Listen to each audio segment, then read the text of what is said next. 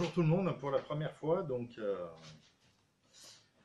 on va essayer de répondre aux questions des, je ne sais pas comment on peut vous appeler, internautes ou quoi que ce soit, hein, lecteurs. Donc, la première question est de Cédric. Salut, merci pour l'initiative à son bouquin. On est en plein travaux et on a été assez déçus de ne presque pas trouver de recettes précises, notamment avec les quantités de pigments à mettre pour obtenir un résultat satisfaisant.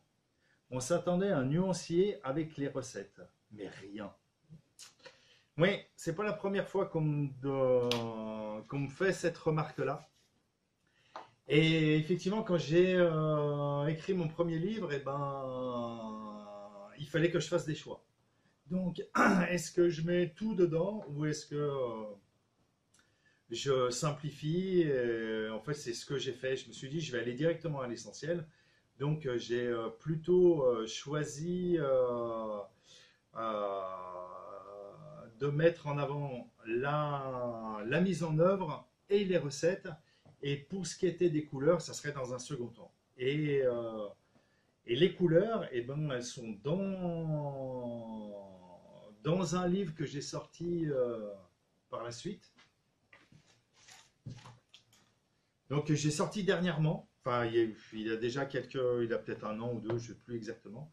Et effectivement, dans l'autre livre, on va retrouver les recettes, mais on va aussi retrouver un nuancier. Alors je vais ouvrir une page au hasard pour que vous puissiez montrer. Je vais choisir une belle couleur, c'est mieux, c'est plus parlant quand on a une belle couleur. Alors évidemment, je ne fais pas les belles couleurs, je suis dans les noirs. Allez, vert, on va prendre vert, c'est bien vert, la couleur de l'espoir. Donc, je parle des pigments. Un nuancier pour une peinture et un nuancier, hop, je suis allé trop vite, pour un enduit à la chaux. Donc, c'est là-dessus que vous allez trouver en fait les peintures, donc les nuanciers, avec les quantités précises pour avoir la bonne couleur.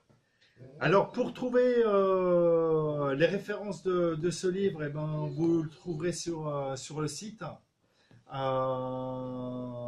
Les premiers livres que j'avais faits, ils étaient chez l'éditeur Terre Vivante, et là, c'est chez un nouveau éditeur, Massin. Et donc, je vous laisse chercher, vous chercherez les références, et puis vous arriverez à trouver tout ça. Nickel. Merci Bruno pour toutes ces explications. Je vous rappelle, à toi de m'avoir écouté, à vous de m'avoir écouté et d'avoir posé vos questions. Donc je vous rappelle que si vous voulez encore poser des questions, les commentaires sont faits pour ça. On va, selon les retours, on fera un petit peu plus de ce genre de vidéos.